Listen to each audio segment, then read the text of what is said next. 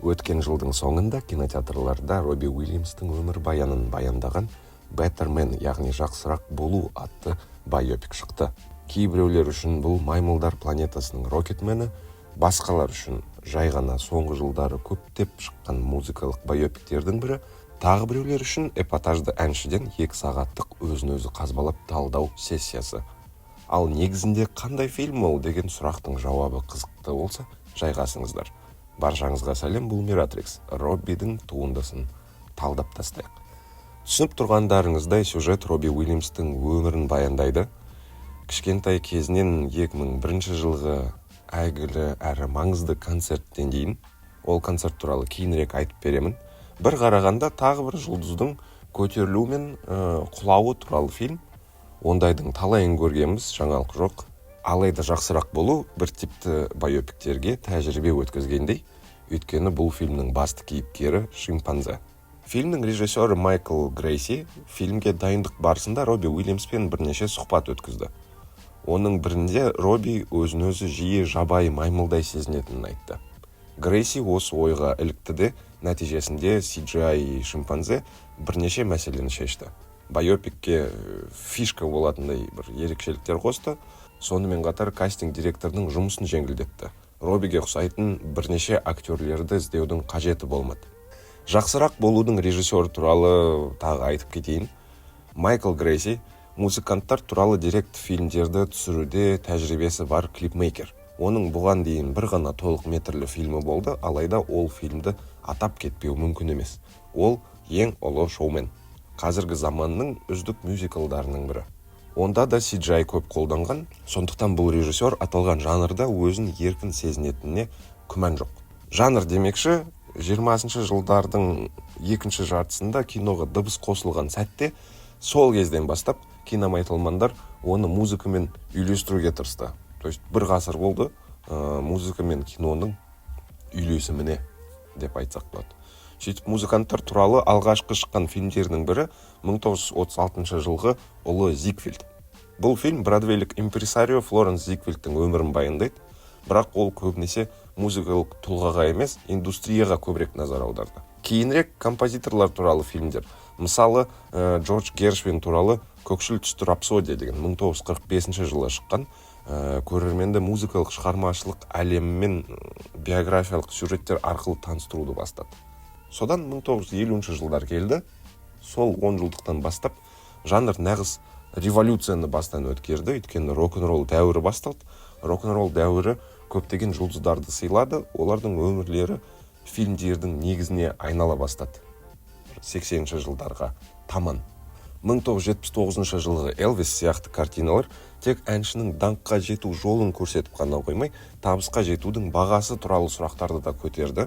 Өте маңызды фильм дегенмен, ол фильм деректі фильм еді.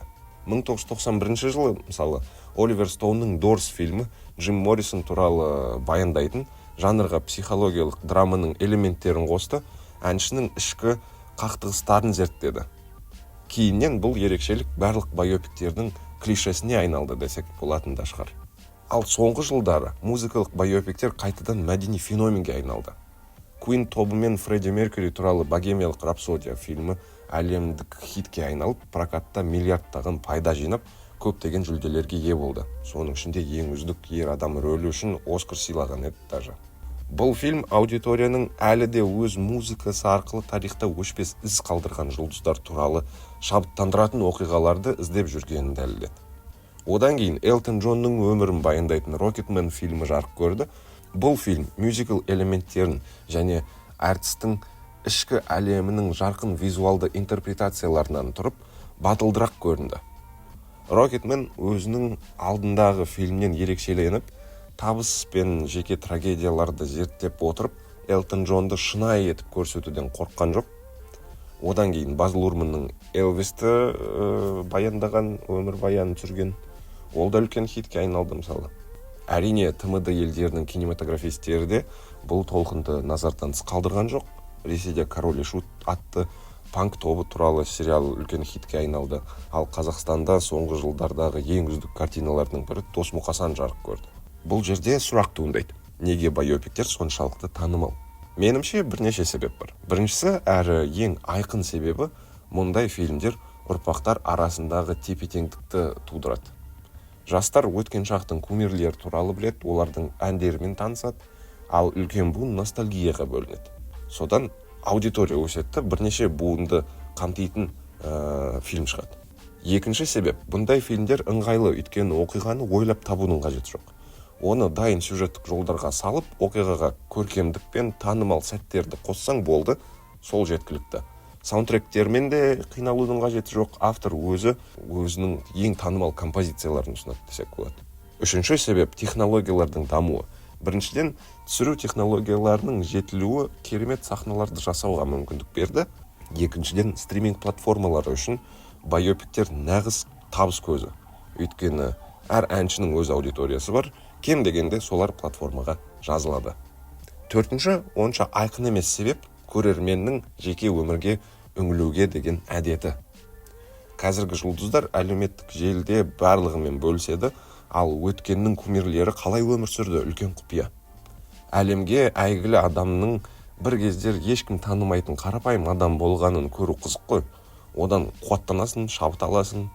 Мүмкін сондықтан байопиктердің көбі клишеге толы. Танымал емес адам табысқа ұмтылады, жетістікке жетеді, содан кейін көбінесе мас күйде жеткен шыңынан құлайды, бірақ кейін қайта тұрып, осы уақытқа дейін мүлдем басқа нәрсеге ұмтылуы керектігін түсінеді де, қайтадан жетістікке жетеді, бірақ ол жетістігі осознанный жетістік болады. Әрине, табысты Рокетмен мен Богемиялық рапсодия фильмдерінің жанында кассада сәтсіздікке ұшыраған Дэвид Боуи немесе Уитни Хьюстон туралы фильмдер де бар. Робби Уильямс өзі де түсінеді, ол өз ұрпағының ең маңызды әртістерінің бірі болғанымен, музыкалық байопиктердің басқа қаһармандары мен көрерменнің қызығушылығы бойынша бәсекелесте ұтылады ол. Мүмкін сондықтан Бэттермен бірінші жақтан баяндалған байопик. Робби Уильямс өз өмірі туралы кадр сыртындағы дауыспен айтып береді, өзіне де жақындарына да қатысты сөздерін іріктемейді. Әкесі кезінде үйленейін деп қалған All Saints тобының әншісі Николь Эпплден, Oasis тобының көшбасшысы Лиам Галлахер, Take That тобының бұрынғы әріптестері, продюсері жаңағы Найджел Мартин Смит деген тура немесе жанама сынға ұшырайды осылардың барлығы. Бірақ бұл кек алу, немесе есеп айырысу, немесе біреуді кемсіту әрекеті емес. Бұл Роббидің сол кездегі сезімдерін баяндау. Кейін Уильямс оларға тиісті құрметін де көрсетеді. Қызығы, алдыңғы байопиктерде басты кейіпкерлер немесе олардың туыстары түсірілім процестерін бақылап отыратын, нәтижесінде фильмдер мінсіз өңделген болып шығатын, андай рафинированный дейді ғой. Ал Уильямс ештеңені әрлемей, бар шындығын айтып, нағыз сырын ашты десек болады. Бәрін болған күйде көрсетті. Негізі ондай зат болмаса да, сен кішкене шынайы қарайсың да, өйткені сенесің Роббидің шынымен осындай бір дағдарыстан өткеніне. Мұнда акцент Роббидің шектен шыққан мінезінде емес. Ол бұл жағынан Фредди мен Элтоннан кем түспейді. Қорқынышты сезінген балаға, өжет жас өспірімге және өзін табуға тырысқан ер адамға жасалған. Өткен шақтың құдайдай табынатын британ музыканттарының қасында бұл шимпанзенің бейнесі сөзсіз ұтымды шықты. Тәуелділікпен, депрессиямен, қоғамның қысымымен күрес бұл фильмде өткінші эпизод емес, оның жаңағы Роббидің өмір жолының ажырамас бөлігі ретінде көрсетілген. Майкл Грейси Роббидің санасындағы хаосты жеткізу үшін визуалды метафораларды шебер пайдаланды. Оның өзінің ішкі әлемімен, жас өспірім шағындағы өз бейнесі ретінде визуализацияланған кейіпкермен сөйлесетін көріністері даңқ әлеміндегі өзін өзі танудың күрделілігі туралы ойлануға мәжбүр етеді. Өте бір қиын ой болды, кешіріңіздер. Роббидің әйгілі хиттері бар, мысалы Angels, Feel, Let Me Entertain You. Сол әндер оның өмірлік кезеңдерінің айнасы сияқты естіледі. Бұл әндер тек сюжетте қосымша болмай, оның негізгі қозғаушы күшіне айналады. Оларды қайта тыңдағың келеді, тыңдасаң жаңа қыры ашылатындай сол әндердің.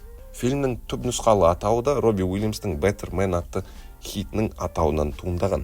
Маған бұл атау өте жарасымды көрінеді, әрі мұнда тек дұрыс таңдалған әннің терең мағынасы ғана емес. Бэттермен, яғни үздік адам. Бұл атауда қоғамның үміт артуы, өзінің үздік нұсқаға айналуға ұмтылыс, тұлғалық өсу, моральдық таңдау, тіпті маймылдан адамға эволюциялық өзгеріске деген ирониялық көзқарас жатыр деп ойлаймын. Әрине, фильм мінсіз емес, бірақ классикалық музыкалық байопиктерден айырмашылығы ол жаңағы пацанский кино ретінде көрінеді. Әрі осы маймылдың орнында біріміздің болуымыз мүмкін деген сезім пайда болады. Фильмді тамашалағанда ең бастысы басты рөлдегі маймылға үйренісу. Алғашқы бірнеше минутты соған құртуыңыз мүмкін. Беттермен бұл тек бір жұлдыздың өмірі туралы фильм емес. Бұл қарапайым адам туралы әңгіме. Ол ауыртпалық, күмән, қорқыныш арқылы өзіне жол тапты.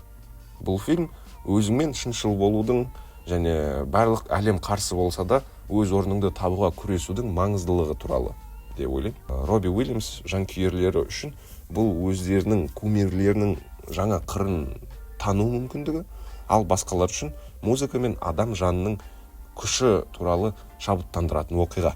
Айтпақшы, 2001 жылғы концертті ұмытып қала жаздадым ғой. 2001 жылдың қазанында Робби Уильямс Лондондағы Альберт Холлда музыканың аңыздары Сэмми Дэвис, Дин Мартин және Фрэнк Синатраға арнап керемет жеке концерт өткізді. Оның алдында Робби сол үштіктің әндерінен тұратын альбом шығарды. Бұл жайттан соң Уильямске көпшіліктің көзқарасы өзгерді. Мынау керемет әндерді орындай алады екен ғой, мынау ақылы бар әнші екен ғой деген бір ой келді. Ал Беттермен фильмін қарасаңыздар, бұл кісіге тағы бір рет көзқарасыңыз өзгереді, өйткені жалпы Робби Уильямс деген әнші деген адам қандай бір заттардан тұратынын, қандай ойлардан тұратынын түсінесің. Егер Робби Уильямспен көбірек танысамын десеңіздер, мысалы Netflixте деректі фильм жатыр, 3 па 4 па сериясы бар. Сонда тамашалаңыздар. Осымен мен айтарым бітті. Жақсы кино көріңіздер. Келесі көріскенше.